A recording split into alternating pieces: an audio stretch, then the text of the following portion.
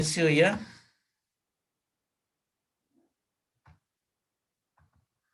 Como tenemos el curso se llama Botánica General y Principios de Fisiología Vegetal. Más que todo lo que nos interesa a nosotros aprender acá es la parte de la botánica, todas sus relaciones que tienen, las ciencias auxiliares, pero específicamente la anatomía y morfología. Generalmente ahí en la Facultad de Agronomía, el curso se llamaba Anatomía y Morfología Vegetal, porque es a la parte de la planta donde se centra uno, para que conozcamos exactamente cuáles son sus tejidos, cuáles son sus órganos, cuáles son sus células. Y por lo tanto, conociendo eso, vamos a conocer su funcionamiento, o sea, la fisiología vegetal. Acá dice nada más principios, porque se menciona algo del funcionamiento. No es completo para decir de qué elementos participan en la fotosíntesis, en la abertura de los estomas, como es el potasio, etcétera. No, solo mencionamos para que ustedes tengan una idea exacta cómo es que la planta va a absorber agua, cómo va a absorber sus minerales, y todo eso es materia bruta para convertirla en materia neta, ya en sus azúcares, almidones, etcétera. Entonces, todo este proceso se va a llevar, se acarrea, se lleva a los cloroplastos,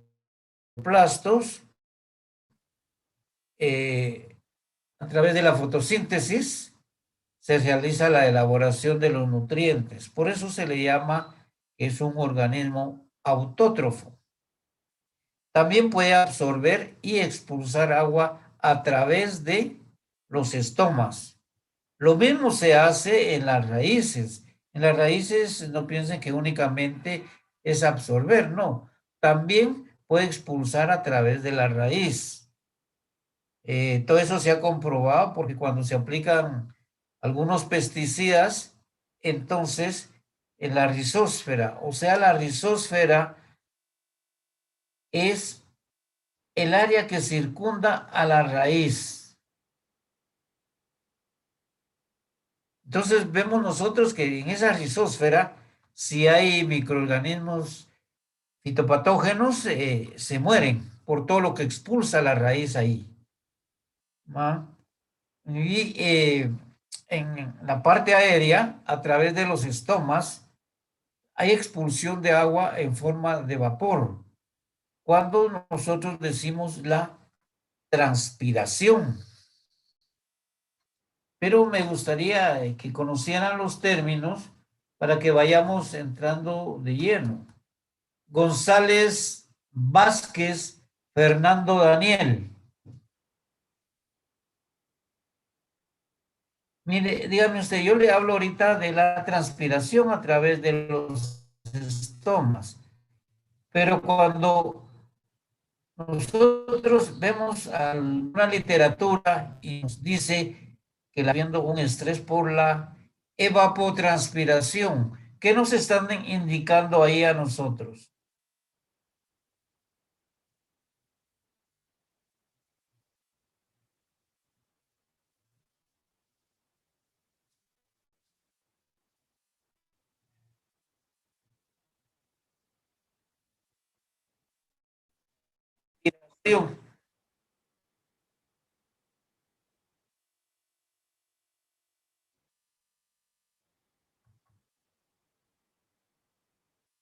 ¿Me está escuchando?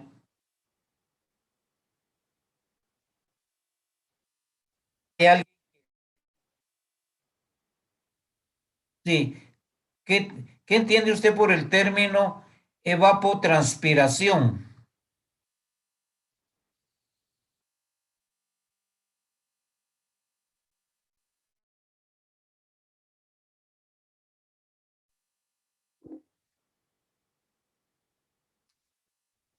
no tiene muy bueno su micrófono. Y no se le escucha bien. Entonces vamos a preguntarle a Martínez Valle, Jennifer Vanessa. Dígame usted qué entiende por evapotranspiración.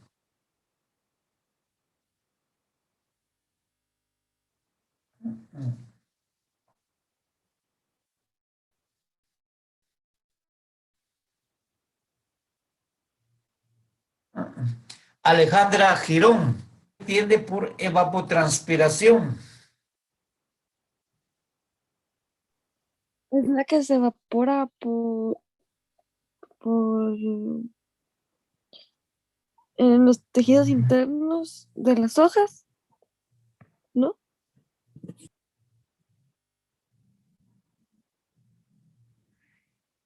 Vea, nunca respondan así que digan una respuesta y al final digan no, porque quiere decir que están anulando su respuesta. Pero sí, estamos hablando de la transpiración que se lleva a través de los estomas. Pero cuando nos hablan a nosotros que la planta está sufriendo estrés por evapotranspiración, recuérdense, ahí hay dos términos. El agua se está evaporando del suelo y además está perdiendo agua a través de la transpiración. Hay dos términos que nos causan daño en la planta, dependiendo, han visto cuando los suelos están muy secos, hasta se rajan, es porque perdieron ya su humedad. ¿Ah? Hay una evaporación. Entonces, si en un cultivo hay fuerte transpiración y hay evaporación, nuestra planta va a sufrir estrés, se empiezan a marchitar. Eso vayámoslo entendiendo desde ahorita. Entonces, empezamos a hablar ya de la botánica, que decimos que es la ciencia que tiene por objeto el estudio de las plantas, vegetales o hierbas. Acá, cuando nos metemos a estudiar la botánica, no es solo las plantas superiores, también estamos hablando nosotros de las bacterias, los virus, las algas, los helechos, los musgos y todas las plantas superiores, como son las jacarandas, las cebollas, etcétera. O sea, la botánica, desde el punto de vista que lo vemos nosotros, abarca desde la primera división, que es esquizofita, desde aquí hasta la 17, que es magnoliofita. Entonces, aquí abarca estas 17 divisiones. Y se divide en botánica pura y botánica aplicada. Y por lo tanto dice que la botánica pura estudia las plantas desde un punto de vista teórico o científico. Estudiamos, hacemos investigación y vemos las plantas. Y la botánica aplicada considera los llamados problemas prácticos o de aplicación. Vemos que una planta está sufriendo, estudiamos, decimos falta de agua, está atacando algún microorganismo fitopatógeno, entonces hacemos su control. O bien que falta fertilizante, también. Ahí es una botánica aplicada. Además, nosotros estudiamos las plantas que son muy efectivas, decimos nosotros, para la nutrición. Entonces ya estamos aplicando también la botánica y es una botánica aplicada. También hay plantas medicinales, luego de hacer el estudio, ya solo se recetan para lo que sirven las plantas. Entonces aquí tenemos dos botánicas que nos sirven a nosotros mucho. Luego hablamos nosotros de la anatomía vegetal. Es lo que les digo yo que nos va a interesar mucho Ustedes ahorita se pueden hacer algunas ideas de que cómo es la planta, cómo funciona. Que les han dicho que el agua corre a través del xilema. Yo hago una pregunta que me gusta que aclaren ustedes las cosas, porque no vamos a hablar solo así. García Concagua, Vivian, Sí, dígame usted, a ustedes les han explicado esto y quiero que me lo aclare. Dice que el agua que toman las plantas a través de su raíz lo transportan a través del xilema. ¿Es cierto o es falso?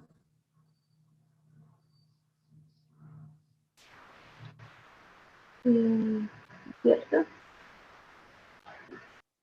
¿Verdad? Aquí estaríamos errados nosotros, porque no lo puede transportar a través del xilema, porque nos ponemos a pensar que el xilema es un tejido complejo, por lo tanto tiene que ver por dónde transporta. Solo para darle una idea, yo le digo a usted que en las habitaciones tenemos corrientes eléctricas, tenemos corrientes de agua y corrientes de aire. Entonces decimos nosotros, el agua se transporta a través de la casa. Eso es como citar xilema.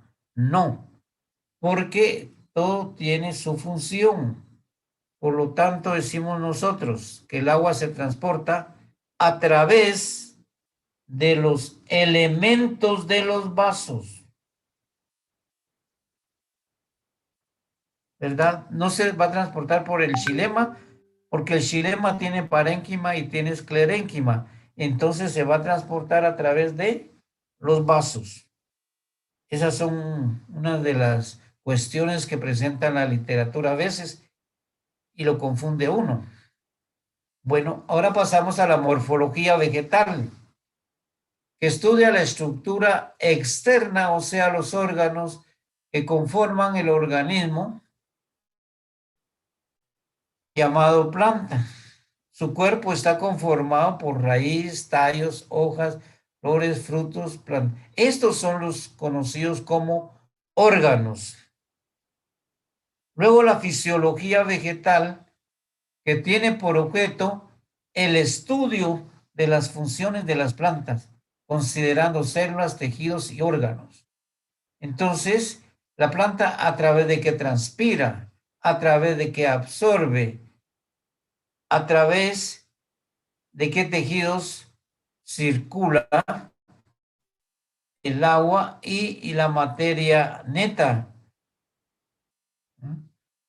En qué órgano se lleva a cabo la fotosíntesis. Todo eso es puro funcionamiento de la planta. Entonces, eso es lo que va a estudiar la fisiología vegetal. Luego es bastante importante que también casi al final vemos lo que es la botánica sistemática, que es una rama de la botánica que tiene por objeto establecer las relaciones de parentesco entre las plantas a partir de sus caracteres o características específicas. Yo les menciono algo que es similar a la planta. Nosotros decimos que dentro de una familia botánica se van a encerrar varios géneros y dentro de los géneros van a estar las especies. Entonces supongamos nosotros nuestra familia, ¿va? Nuestra familia, decimos nosotros, están los padres y los padres tienen sus hijos y los hijos tienen hijos que se llaman nietos. Entonces aquí encerramos nosotros lo que se llama familia, género y especie. Por ejemplo, yo les hablo a ustedes de la familia Fabaceae. La familia Fabaceae agrupa a el género Phaseolus, el género Phaseolus. Y el género Phaseolus agrupa a la especie Phaseolus vulgaris. Y hay muchos fasciolos, está Denotricus, etcétera. Entonces, es igual que la familia de las personas, son las familias botánicas, solo que aquí utilizamos nosotros la nomenclatura botánica. O sea, nosotros estudiamos específicamente todo sobre los vegetales. Por eso la literatura que está en inglés, nosotros decimos que vamos a estudiar un inglés técnico botánico, ¿va? El inglés técnico no es cualquier inglés, sino que tiene que ser botánico. A veces los profesores de inglés, uno llega con ellos y así como que dice uno poniéndolos a prueba, les dice, por ejemplo, tradúzcame al español Phaseolus vulgaris. Empieza el pobre a darse vueltas y vueltas y no puede traducirlo porque eso está en latín o en griego, no es inglés. Muchas veces ellos dicen que les van a enseñar inglés técnico, cuesta, pero es fácil. El inglés técnico para nosotros es nada más aprender cómo se dice tallo, cómo se dice hoja, cómo se dice flor, cómo se dice raíz, ¿va? Leaves, stem, root, flower. Entonces, nosotros vamos aprendiendo esto y les digo que es muy importante porque la literatura que está en inglés es mejor que la que tenemos en español. O sea, si ustedes se ponen a estudiar una botánica y ven una que está en español, cuesta mucho, salvo que sea de grandes botánicos. Pero si nos ponemos a leer una botánica, por ejemplo, la flora de Guatemala, que está en inglés, leemos Cronquist, ahí sí es pura botánica. Ellos utilizan mucho la nomenclatura botánica. Entonces, en eso tenemos que ir viendo. Poco a poco vayamos aprendiendo términos en inglés, más que todo de los órganos. Y vean cómo nos va a servir. Luego entonces decimos aquí para su clasificación en diferentes jerarquías o categorías taxonómicas. Ustedes saben que nosotros más que todo utilizamos 9, que son reino, subreino, división, clase, subclase, orden, género y especie. Algunos utilizan sub y super. Por ejemplo, dicen superfamilia, subfamilia. No, nosotros solo los exactos que son 9. Cuando revisan alguna literatura van a ver que hay otras. No es muy preciso estudiar más porque si ya conocemos nosotros la familia, ¿para qué nos metemos a otras? Bien, entonces aquí jugamos mucho con la clasificación de las plantas. Vamos a ir viendo cómo se clasifican las plantas. Ya viendo una rasgos, vamos a ver con la célula. Eso ustedes mucho la vieron en biología, pero a veces solo hablan o sacan pruebas de internet. Nosotros lo que estamos viendo es claro, es de la naturaleza. Acá estamos viendo nosotros las conocidas como células pétreas. Estas son células pétreas que son del tejido esclerenquemático. El esclerénquima, saben ustedes que es tejido muerto, con paredes gruesas sus células y que tiene la función más que todo de sostén.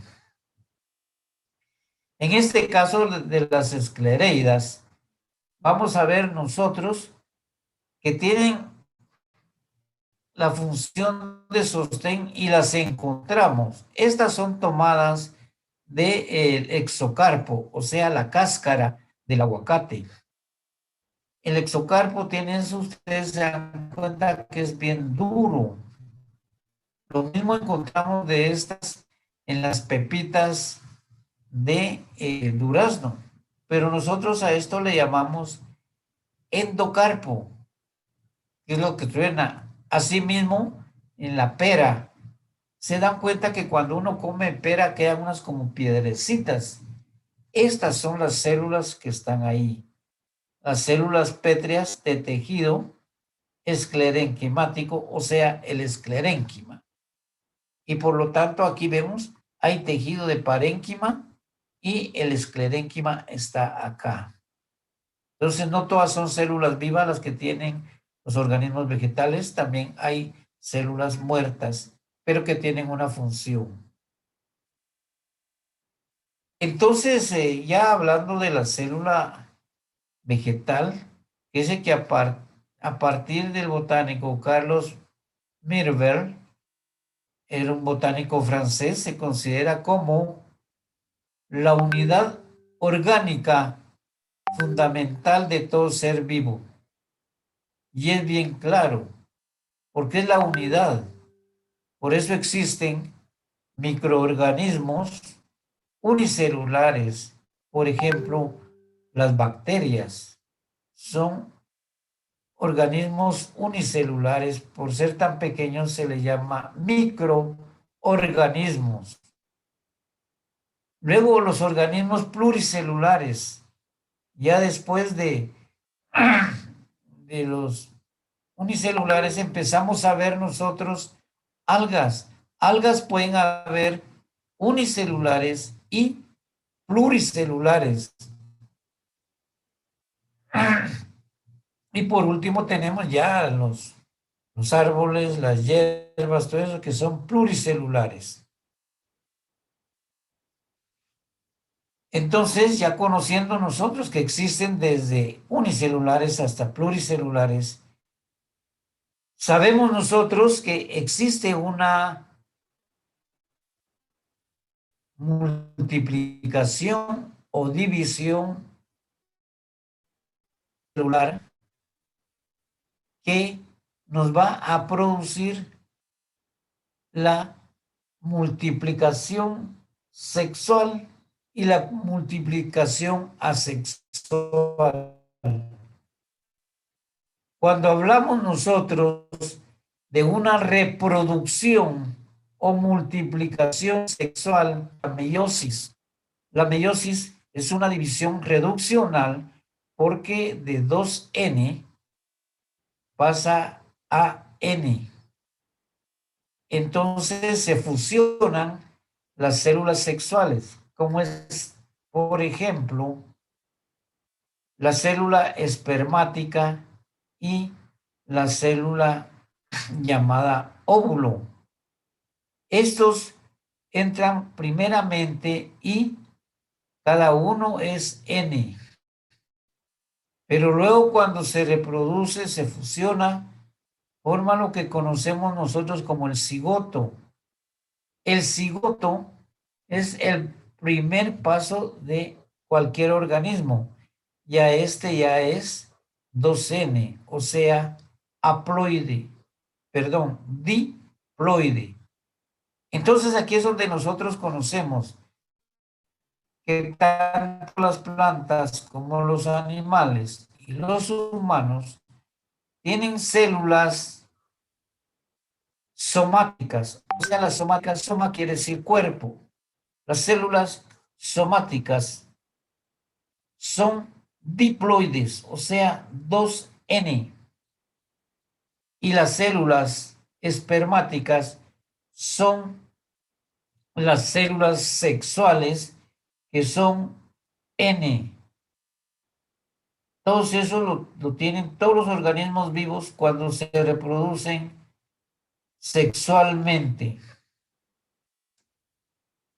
Anteriormente se pensaba de que las bacterias únicamente se reproducían asexualmente por fisión binaria. La fisión consiste en un istmo, o sea, un cuello que se le forma en medio a la célula y poco a poco se va separando y se producen dos. Pero los bacteriólogos estudiaron las bacterias y se dieron cuenta por qué existían muchas cepas de bacterias que son más virulentas, más infecciosas. Nosotros siempre teníamos la teoría de decir, es que de aplicarle tanto producto se vuelve resistente. No, estos bacteriólogos se dieron cuenta que también existía reproducción sexual dentro de las bacterias que se unen y se transmiten el material genético. Entonces ya estas van a seguirse reproduciendo, pero ya son más virulentas, o sea, su infección es más fuerte. Entonces, ahí vieron ellos por qué es que cambiaba eso. Han estado oyendo ustedes de que aparece otra cepa del coronavirus. Lo mismo sucede, por eso es que hay cambios, porque el virus cuando penetra, se prácticamente como que se disolviera en partículas más pequeñas. Luego cuando se vuelve a unir, ya agarra de una partícula y de otra y ya saca otra nueva cepa. Entonces quiere decir que si hay sexualidad en muchos microorganismos. Ahorita se va a cortar, pero nos volvemos a conectar, por favor, porque todavía no hemos terminado. Entonces ahí vemos nosotros por qué esa infinidad que existe, que nosotros no conocíamos, pero los microbiólogos que estudian virología, bacteriología, micología, ya han estudiado más profundamente. Y por eso es que nosotros nos vamos dando cuenta de cómo es que suceden las situaciones dentro de la biología. Lo mismo sucede en la clonación, que clonaron la oveja Dolly. Entonces empezaron a pensar en los ejércitos, crear por clonación a soldados más fuertes, más sanguinarios, pero se dieron cuenta que la descendencia de Dolly envejeció muy rápido, porque la clonación se hace a través de células maduras. Entonces ya queda muy poco tiempo de vida para esas células y envejecen rápido. Entonces desistieron ya de la clonación. Aquí nosotros, ven ustedes clones para caucho, o sea, Hevea brasiliensis, para obtener esa savia lechosa y producir el hule. Aquí sí se venden clones, pero los clones vienen de una sola planta, cortan las varetas, las enraizas y viene para arriba la planta. O utilizan clones para injertar, entonces van mejorando la calidad de cada planta. Pues aquí vemos que la clonación es una reproducción o reproducción asexual. Por eso nosotros tenemos acá en Guatemala muchas plantas que no son nativas de nosotros. Ustedes han visto que no hay semilla. Entonces, ¿qué se hace? Clonar, obtener vástagos. Y estos vástagos los reproduce. Por ejemplo, ven en rosa. En rosa difícilmente van a ver ustedes que propagan por semilla. Entonces, ahí eso nos damos cuenta nosotros que puede existir propagación sexual y propagación asexual. Si vemos en el clavel de Panamá, la rosa y otros, Como no hay semilla, se propagan a través de clones, los tallos. Los ponemos a enraizar y ya nos van a producir otra nueva planta. Pues en eso vemos nosotros cómo es que funcionan las células sexuales y las células asexuales. Entonces ya sabemos que las células asexuales van a ser aquellas diploides que se encuentran en el soma. Soma quiere decir cuerpo. Cuando hablamos nosotros de cromosomas, estamos diciendo que son cuerpos con color. Cromo quiere decir color, soma quiere decir cuerpo.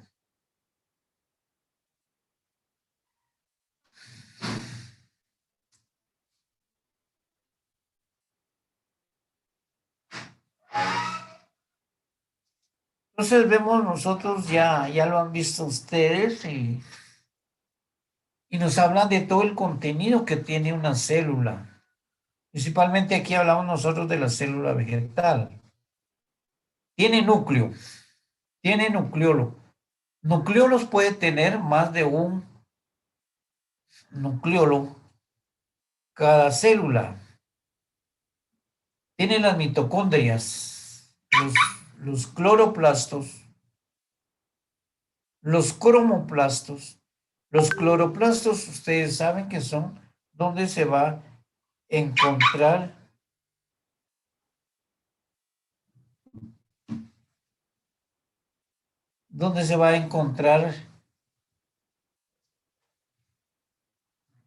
la clorofila.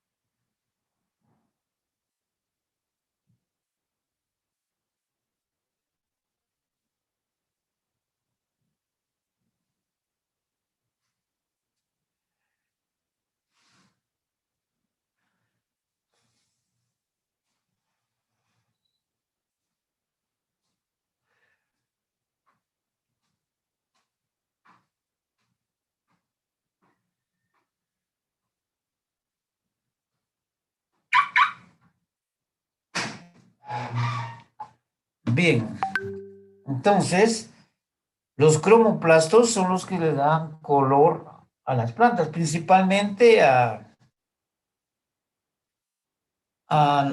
los frutos. Ya cuando maduran vemos nosotros zanahorias de un color anaranjado, vemos tomates, manzanas, peras de color rojo, amarillo.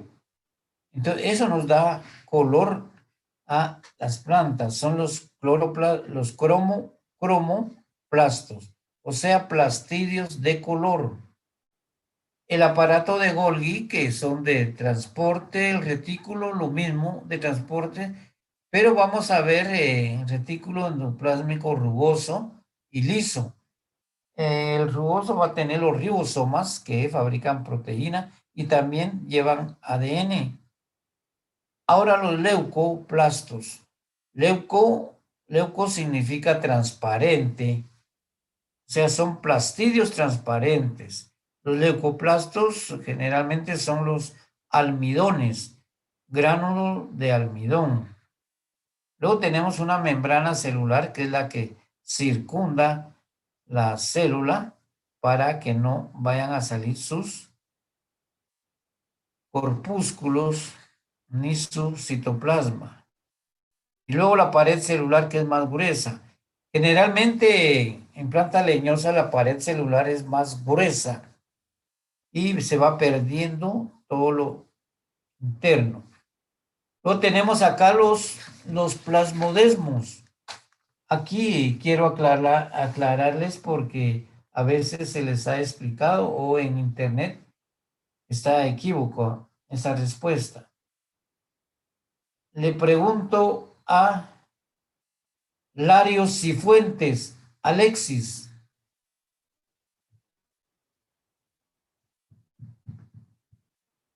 Larios Cifuentes, Alexis. Respondan porque es importante para que Vayamos aclarando y vayan aprendiendo. Me pregunto a Bosbelí. Bosbelí, ¿me escucha? Sí, ingeniero. Dígame, Bosbelí, una definición corta de qué son los plasmodesmos. Los plasmodesmos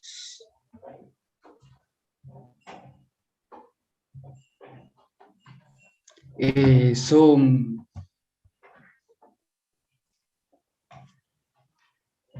no sé, ingeniero.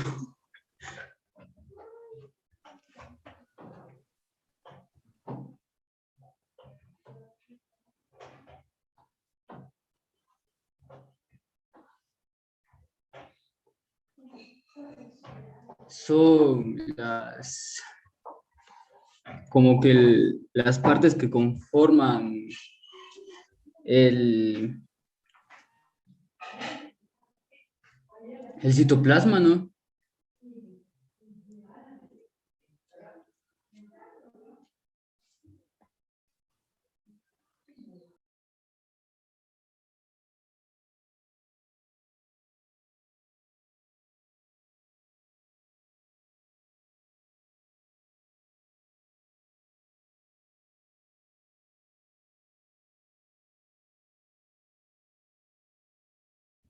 Se fue. Se nos fue el Inge. Nos fue. Dios. Murió. Ahora sí hablan, ¿verdad? ¿Qué son plasmodesmos? Son unidades citoplasmáticas. Ajá. Son puentes que conectan. Que conectan, Una ajá. unidad continua de citoplasma. Unidades que atraviesan la membrana celular, sirve para el transporte de nutrientes, agua y todas esas mamadas. Ujú. Sí, sí, pero no lo digas tan Wikipedia, güey. Sí, Simón, sí. cabal. Hacerlo, inventátelo de una forma así, craneátela de una forma más vulgar. No Pues, decirlo así, güey. Wikipedia. No, hombre, No, Wikipedia que sí se Wikipedia. memoriza, entonces. No. Digan ustedes, ¿qué son los plasmodesmos entonces hacía después de lo que están viendo? Y les voy a aclarar yo sí o no. Son las partes que conforman el citoplasma. Son las partes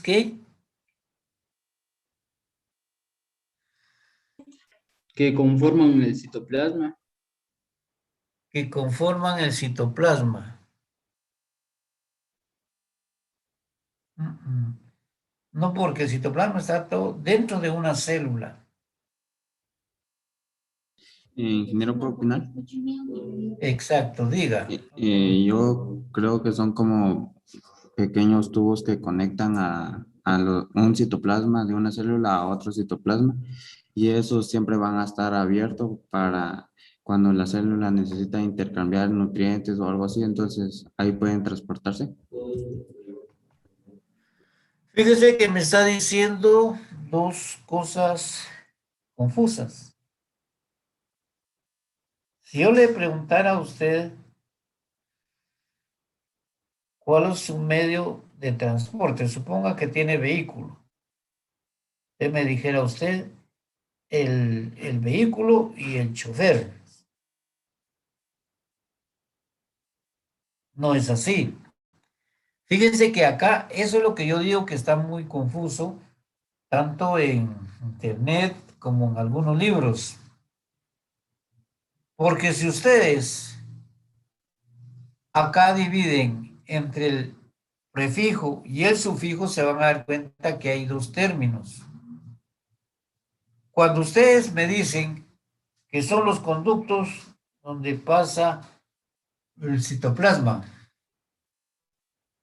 me están diciendo dos respuestas a la vez.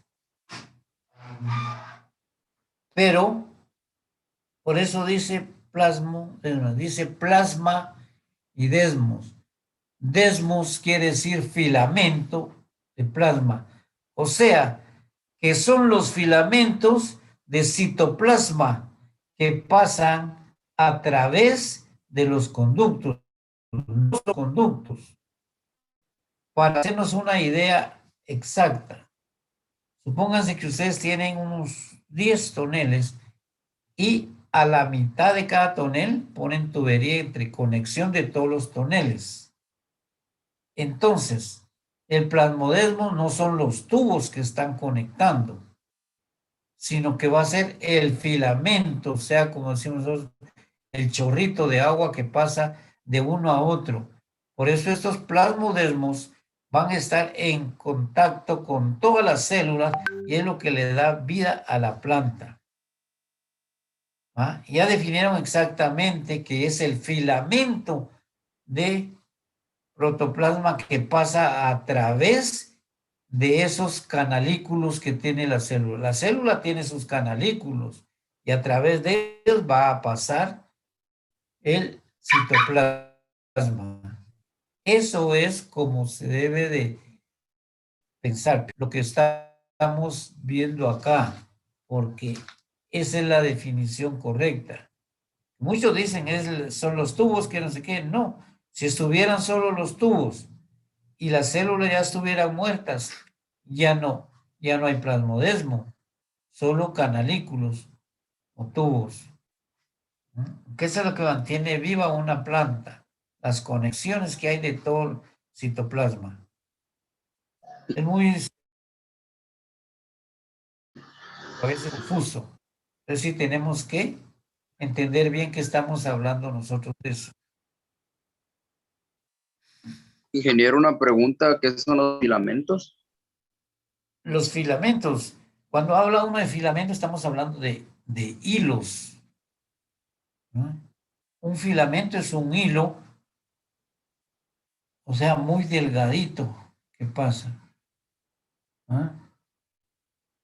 Vamos a ver este término cuando veamos órganos que tienen filamentos. Entonces, filo quiere decir filiforme, algo muy delgado. Esto es lo que tenemos que estar viendo. Aquí es un filamento de citoplasma. ¿Va? Usted a veces jugaba con plasticina, hacía filamentos delgaditos que los tomaba uno.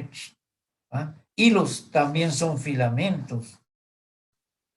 La corriente eléctrica tiene unos filamentos de alambritos. A todo eso que es tan delgado se le llama filamento.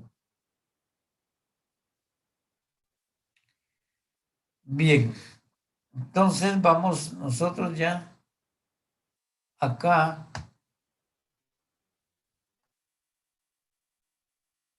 Aquí vemos nosotros un esquema prácticamente de el coronavirus. Esta no es una célula, porque dicen que los virus son acelulares.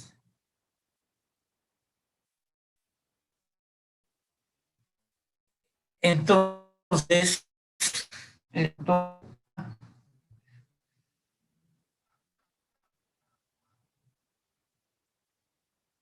Martínez Valle.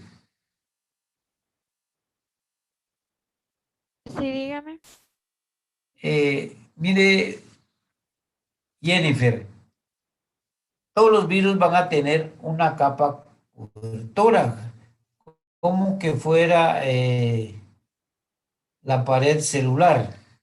Pero en los virus, ¿cómo se le llama a esa capa? Envoltura vírica, cápside, Cápside, exacto. Y la cápside, ¿por qué está conformada? proteínas, No, tiene otras partes pequeñas. Si yo le digo la pared de mi casa, ¿cómo se le llama pared? ¿Y por qué está conformada la pared?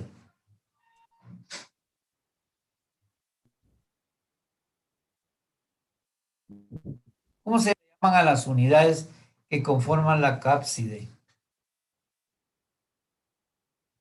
glicoproteínas,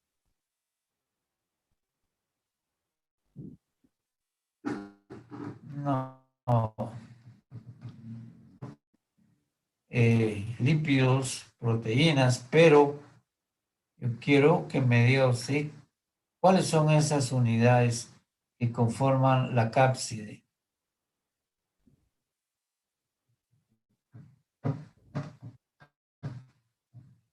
Aquí diferenciamos bien la célula porque esta no es célula.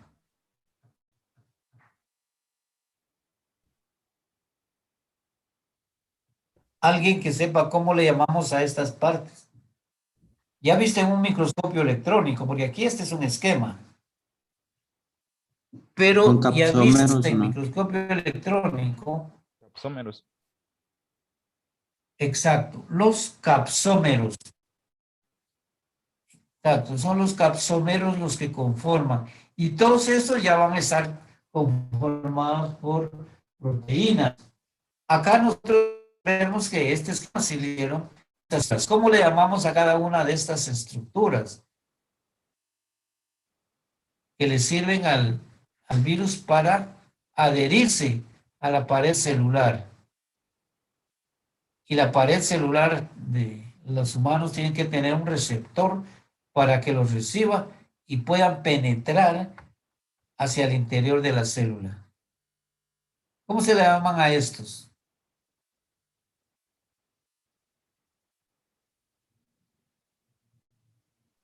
Son las proteínas periféricas. Sí, están conformados de proteínas, pero ¿cómo se les... Glucoproteínas, ¿no? No. ¿Cómo es que se le llama a esas? Epículas, ingeniero. Sí, espículas. Todas estas son espículas y las espículas están conformadas de diferentes proteínas, porque en este virus hay diferente tipo de espícula. Entonces, aquí los virólogos han determinado que hay una espícula que presenta, que se le llama proteína HE. Esa es la que nos causa bastante daño a nosotros. La proteína HE, que debe ser alguna de todas estas, va en los esquemas, es inglés, pero ya visto en el microscopio electrónico, no. Entonces, la proteína HE es la que causa la hemaglutinación. ¿Ah? La hemaglutinación son los que forman los cálculos glóbulos rojos y por lo tanto a las personas les da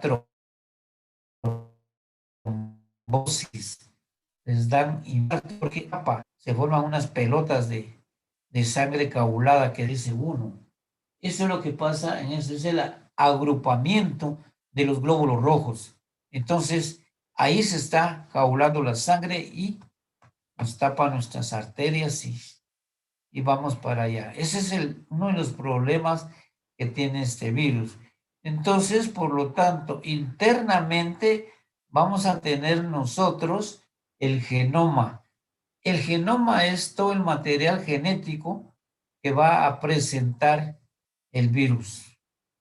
Este virus es muy específico para nosotros.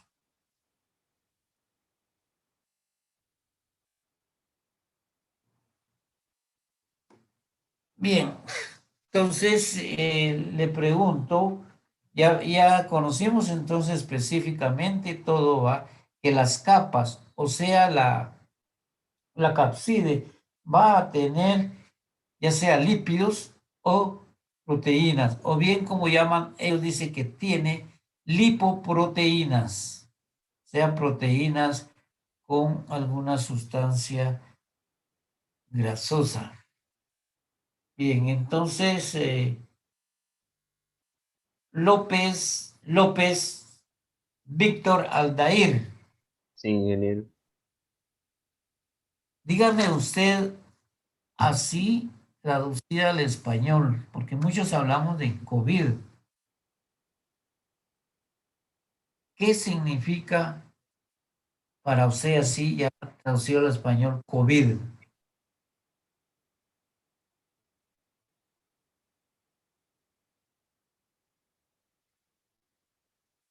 Nosotros hablamos de COVID COVID-19 porque apareció en 1919. Pero, ¿qué quiere decir COVID entonces?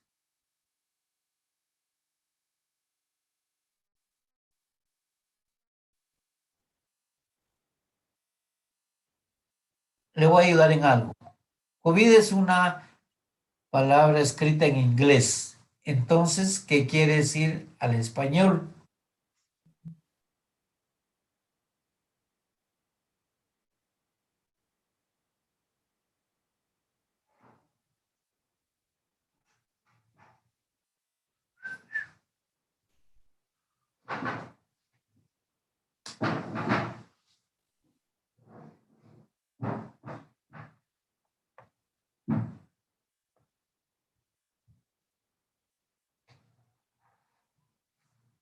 Bien, alguien que pueda explicarme qué significa en español COVID.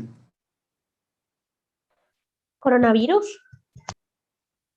No, coronavirus solo dice COVID.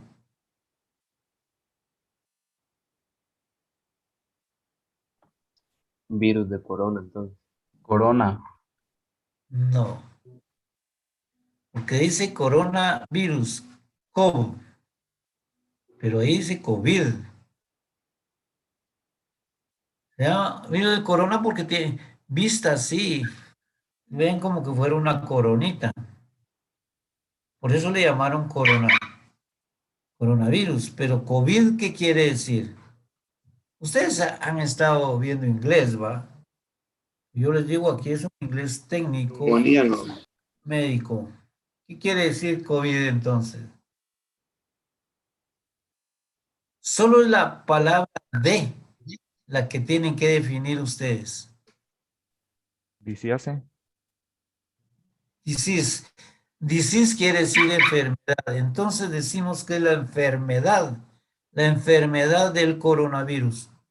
¿Ah? Ahí sí, ya llegamos porque D es abreviado de disease.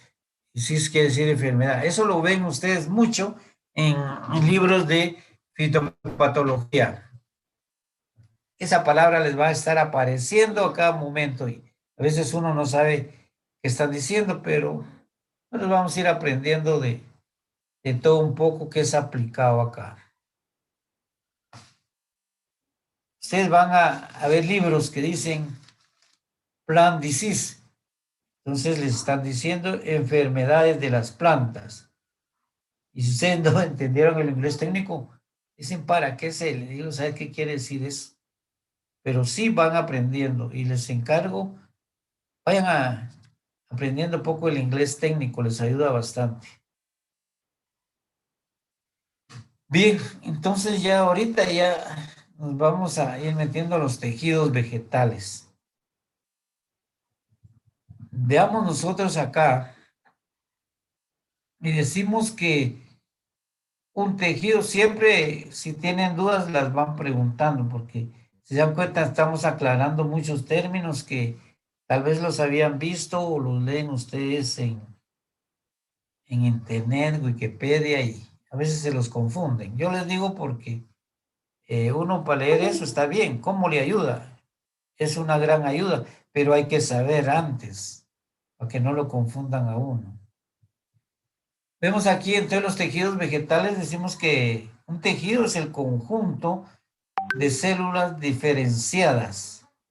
O sea, las células, primero está la división, pero para llegar a formar un tejido ya se tienen que diferenciar. Es lo que sucede con uno. De un pequeño es un bebé. O cuando está en el vientre, cuando se empieza a formar. No saben si va a ser un varón o va a ser una hembra. Bueno, luego se empieza a diferenciar ya en sus órganos. Ya dicen, ese es un varón, es una nena. Pero luego empiezan a crecer y también tienen que diferenciarse, porque puede ser varón, pero ya mayorcito ya puede cambiar. Entonces así son las células. Células diferenciadas son las que llegan ya a conformar trabajo. Ustedes, cuando salen, digamos, unos van para la carrera de agrónomos y otros para la carrera de forestales. Ya se diferencian ustedes. Unos van a ser forestales, otros van a ser agrónomos. Entonces, así son los tejidos, ¿va? Las células se diferencian, una va a ir a formar parénquima, otra esclerénquima, otra colénquima. Entonces, eso es cuando se diferencian, o sea, prácticamente la célula ya está madura. Son células diferenciadas. Y cada una va a cumplir una función específica. Por ejemplo, decimos que la rama que estudia es la histología vegetal, o sea, los tejidos. Vemos acá entonces el origen de los tejidos. Todos los tejidos tienen su origen en la célula huevo o bien la ovocélula, que al sufrir la mitosis se multiplica y se diferencia formando cada grupo de tejidos.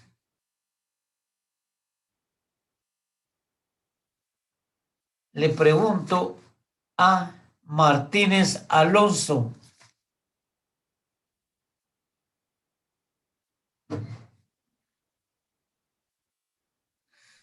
Ingeniero.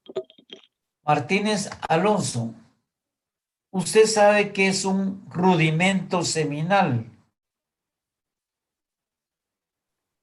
No, pero por lo que entiendo podría ser una yema. Una yema. Viene siendo casi próximo, pero tiene que especificar más. ¿Qué es un rudimento seminal? Que muchos lo llaman de otra forma también, que también están acertados. ¿Es una célula reproductora, no? Tiene que ser una célula reproductora. Ingeniero, ¿es un óvulo?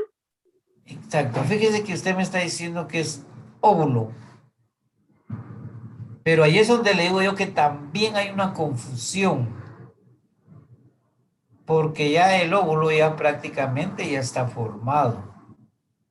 Pero si nos vamos a pensar en el rudimento seminal, vamos a ver que el rudimento seminal va a tener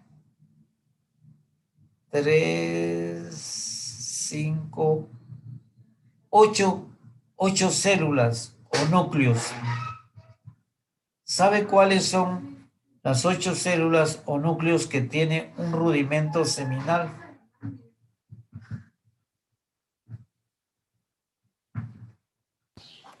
No.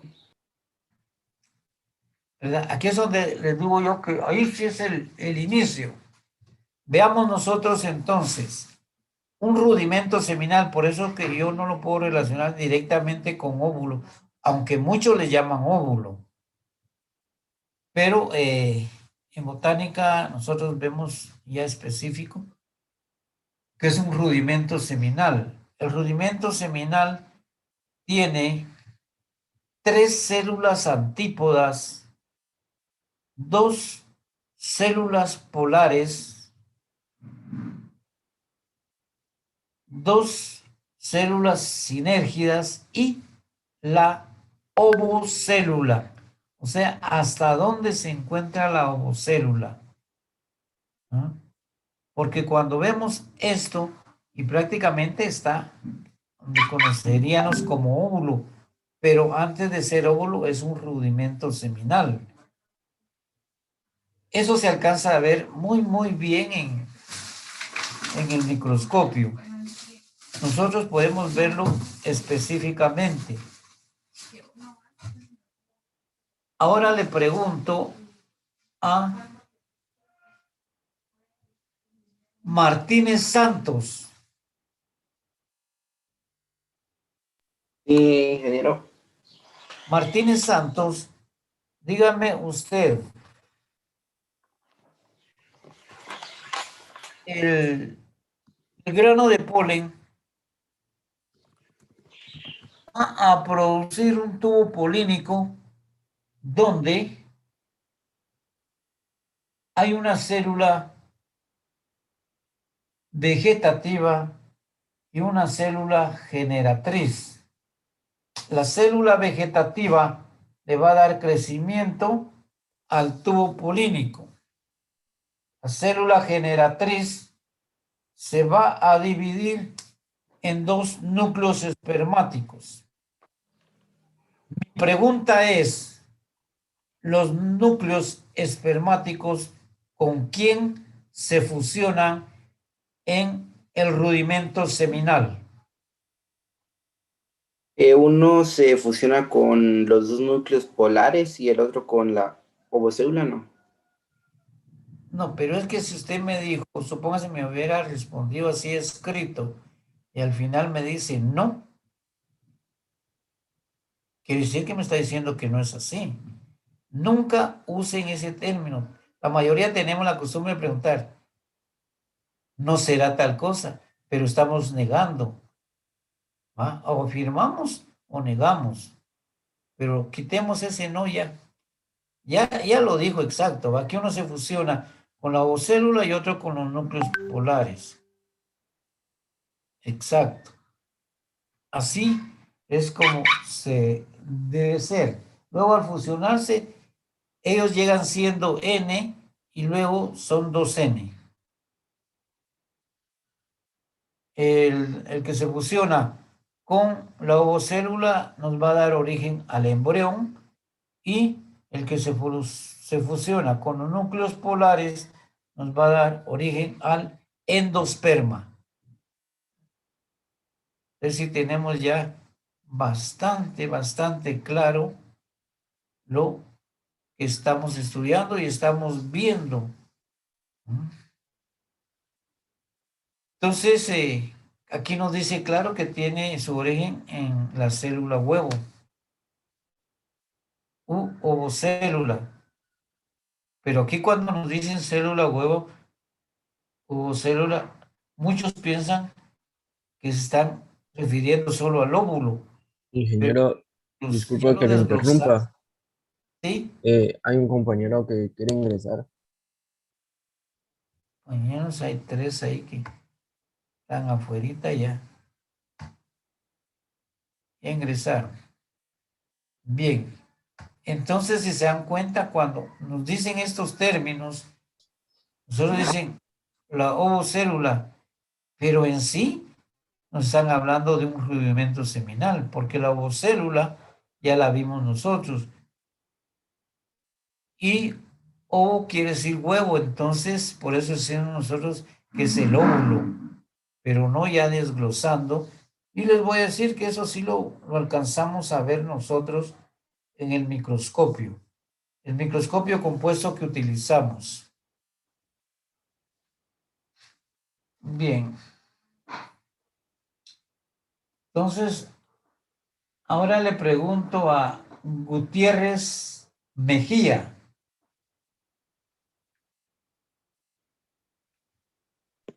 Sí, Inge. Gutiérrez Mejía. Dígame usted,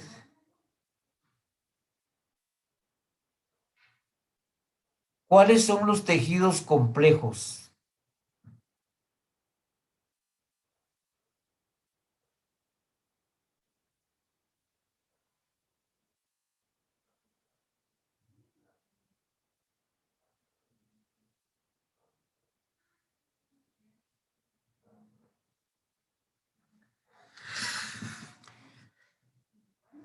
¿Cuáles son los tejidos complejos, Helen?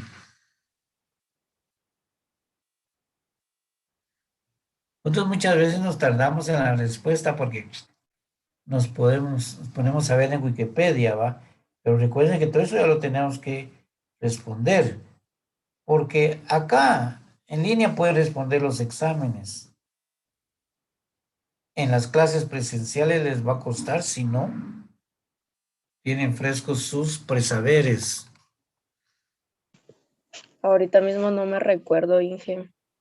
No, ¿verdad? Ahora le hago otra pregunta para que vayamos formando. Yo les digo a ustedes que allá en la escuela tenemos microscopios compuestos, o sea, los ópticos y los microscopios estereoscópicos. En el microscopio compuesto es donde vemos nosotros todas estas micropartes o microorganismos. Si yo le dijera a usted, hágame un corte y me dice qué organelos observa en la célula. Usted agarra su tejido, hace su corte, hace su montaje y se pone a ver.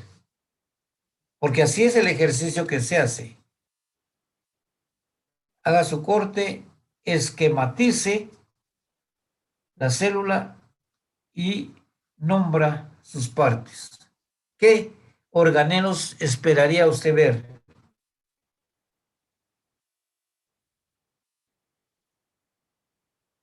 Porque ya dimos el listado de todos los que hay.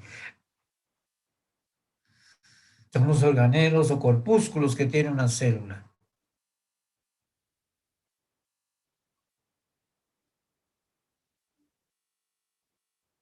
Porque yo que lo busque en Wikipedia no lo encuentra. Porque eso es natural y es cierto lo que le estoy preguntando.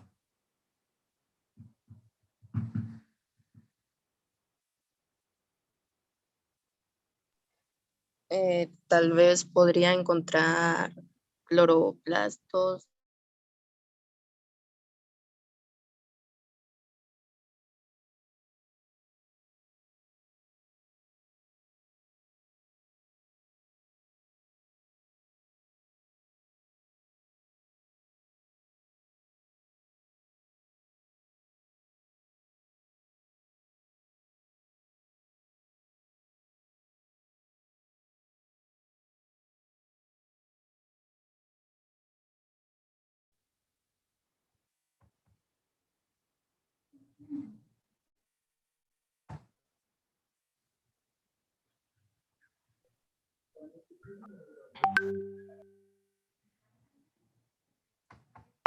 Continúe.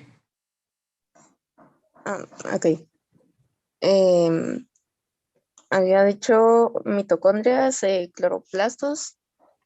Tal vez también podría llegar a ver el aparato de Golgi, tal vez. No, no porque vea, el tal vez tampoco me gusta que lo usen, porque le estoy diciendo que miraría, porque yo le digo, los ponemos a ejercitarse bajo el microscopio. No miraría mitocondrias, no mira aparato de Golgi, porque eso, digamos, en las ilustraciones o en microscopio electrónico sí se ve, es cierto, pero nosotros ya en la realidad no vamos a ver. Les voy a decir qué es lo que sí miramos nosotros claramente ahí. Vemos los núcleos, los nucleolos, los cromoplastos, los leucoplastos, los cloroplastos y vemos la membrana celular. Además vemos nosotros cristales. Hay muchas partes, por ejemplo, los ribosomas no los alcanzamos a ver nosotros. Los esquemas son muy bonitos y es cierto, tienen porque los tomaron de microscopios electrónicos. Entonces, sí, ya para que nos formemos una idea, porque nosotros decimos la célula tiene esto, esto y esto, es cierto, pero ¿qué vamos a ver nosotros? ¿Hasta dónde nos alcanza? Es como cuando hablamos nosotros de que vamos a determinar qué está causando una enfermedad, cuál es el agente causal. Entonces, los hongos, sus esporas las miramos bien claras, pero ya las bacterias solo miramos unas pequeñas partículas que son refractoras.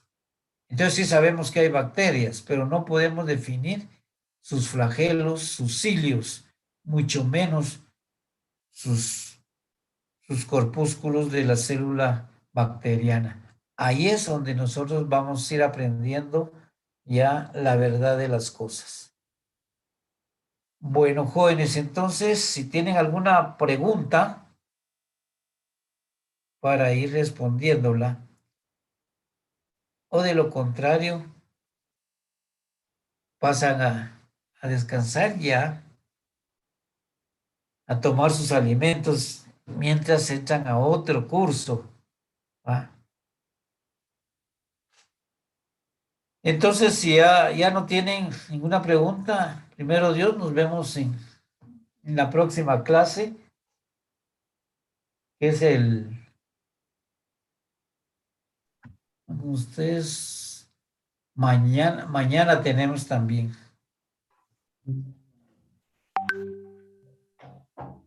Bien. Pasen buen día, jóvenes, y se cuidan. Gracias, señor.